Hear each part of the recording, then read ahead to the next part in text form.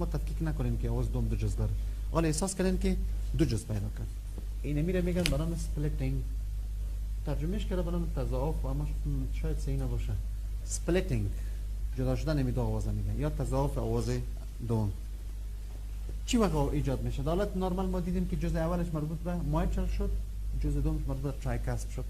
این دو دسام ترایکاسپ 0.03 ثانیه، خیلی کم زمان است.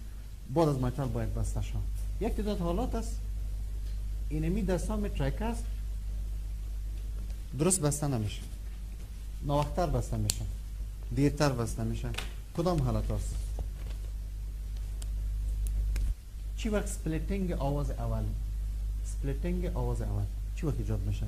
یعنی می دو جزء اول از هم از 0.03 سکند زیادتر تفاوت پیدا کرد. یکیش از رایت باندل برانچ بلاک.